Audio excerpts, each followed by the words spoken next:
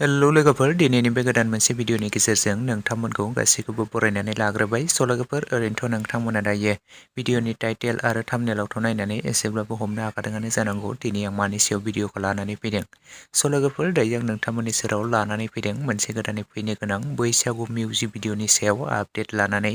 लोगोफोर, ओमफ्राय बे गोदानै मिउजिक भिडिअआव गाहायै सोर फाव खालामनायखौ नुनो मोनगोन आरो नोंथांमोना माब्ला नुनो मोनगोन, नोंथांमोना भिडिअनि सायाव आबुङै मिथिनो थाखाय फार्स्टनिफ्राय लानानै जोबजासे नायलांदो। स' लोगोफोर, बयजोंबो सिनायजाखानाय राजिब कुमार ब्रह्म आरो बिथांजों लोगोसे प्रतिभा ब्रह्म बिथां सानैनि फाव खालामनायाव गोदान मोनसे बैसागु मिउजिक भिडिअ फैनो थांगासिनो दं लोगोफोर।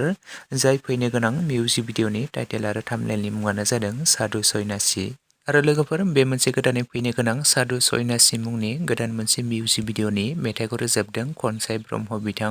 स' ओमफ्राय लोगोफोर, बे मोनसे गोदानै फैनो गोनां सादु सयनासि आपकामिं मोनसे बैसागु मिउजिक भिडिअआ ससे क्लिप्सआ गोबां भाइरेल जागासिनो दंखायो। फेसबुकफ्राव गोबाङानो नुबाय थाखादों। स' गोबां ट्रेन्डिं सोलिगासिनो दङ बे ससे क्लिप्सआ। स' लोगोफोर, नोंथांमोना बे मोनसे गोदानै फैनो गोनां आपकामिं अफिसियेल बैसागु मिउजिक भिडिअखौ जों बबे चेनेलनि गेजेरजों नुनो मोनगोन होननानै बुङोब्ला बेनि बागै मिथिथ'नाय जायाखै, जायनि थाखाय आं नोंथांमोननो शेयार खालामथ'नो हायाखै। स' जिखियानो जाया मानो, बे मोनसे गोदानै फैनो गोनां सादु सयनासि मोनसे मिउजिक भिडिअनि डिटेल्स मिथियोब्ला अब्ला आं बेनि सायाव गोदानै मोनसे नोंथांमोननो आपडेटनि गेजेरजों फोरमायनानै होनो नाजाबावगोन। स' लोगोफोर, दासिमनि सुंद' आपडेट भिडिअआ बेखिनियावनो। भिडिअखौ नायनानै जुदि नोंथांमोना मोजां मोनदोंब्ला लाइक, शेयार एन्ड कमेन्ट्स खालामदो। लोगोसे चेनेलाव गोदानै फैदोंब्ला साबस्क्राइब खालामनानै खाथिनि बेल आइकनखौबो अलाव प्रेस खालामना लादो, जाहाथे नोंथांमोना बेफोरबायदिनो माखासे गोदान फैनो गोनां मिउजिक भिडिअफोर आरो बर' सावथुनफोरनि आपडेटखौ बे चेनेलनि गेजेरजों मोनथिनो मोनबाय थायो।